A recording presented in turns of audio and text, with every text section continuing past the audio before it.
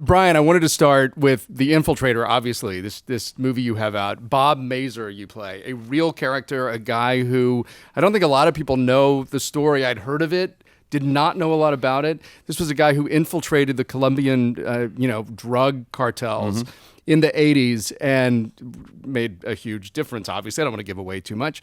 But tell me a little bit about Bob and a little bit about what he does in this film. He is an undercover police officer with the Customs Department at the time in the 80s.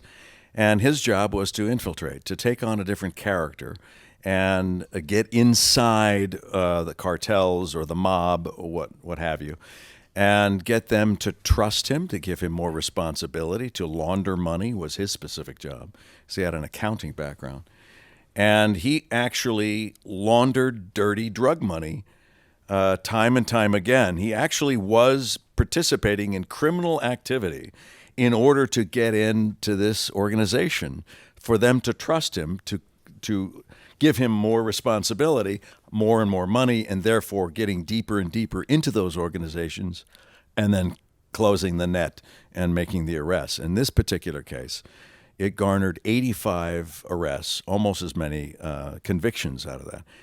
And those of you who happen to be my age or older will remember there was the seventh largest bank in the world at the time was BCCI, and it came to a close. This is the operation that brought it down because it was a dirty bank. It would freely take dirty money. They didn't care. It was an international bank, and they thought they could operate with impunity. Did you meet with Bob Mazur himself? Yes, he is a great man, a very noble man. Rather OCD, rather very, very methodical. He has to be. If he makes a mistake, it could cost him his life. Or if I make a mistake in my roles, I just do it over again. And he didn't have that luxury, so he had to be very careful. What's really attracted me to this character was that Bob, he would be this, in this case, he was Bob Musella, a money launderer for the mob. That caught the attention of the Medellin cartel, and he started working for them. He was a bad guy. He was a tough guy.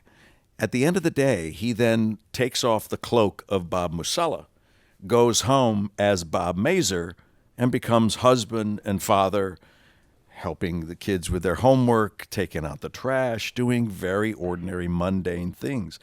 And that's what fascinated me about this story. How does that man, who is possibly within a couple decisions of his life from a day-to-day basis, then doing ordinary familial things? When you got the script, was there anything in your head like, here I am going back into the drug trade? Did you connect that with Breaking Bad? No, it didn't. It didn't occur to me at all.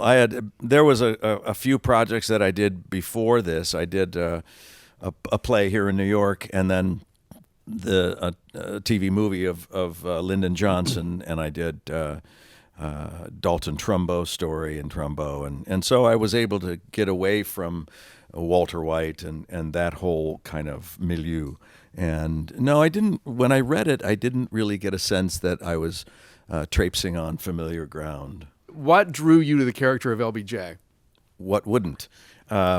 If anybody, any presidential historians or interest in out there realize that this man was bigger than life. He was towering ambition and just incredible, fathomable depths of insecurity and everything in between. What's your method for studying that character and figuring out what is the humanity of them? That's a great question, because it is a concern of mine when I go into a character like that. I depend heavily on my director, and he or she and I talk it through extensively. And I let them know that my process is to go beyond where I feel I should. So when I start taking on a character, it starts going. I basically put it in this analogy that I go out on a limb. I go way out on a limb, and I ask my directors, say, when you start to hear the limb cracking, just pull me back a little bit. But for me as an actor to figure out where the sweet spot is in that character's performance, I have to go too far. so that I know for sure that's too far. So then I can come back, I get my boundaries.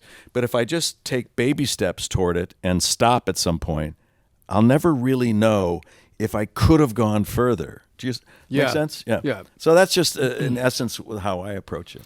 One of the most interesting things about, and unsettling things about watching you is your characters, when it's Hal from Malcolm in the Middle probably doesn't fit this, but certainly Trumbo, certainly LBJ, certainly Walter White, even Bob Mazur to an extent, there is this volcanic rage and desperation that you sense underneath the surface. And it is unsettling, and it's fascinating to watch. I'm starting to feel it now. I know Jess. you are, because he keeps talking. Like the Incredible Hulk.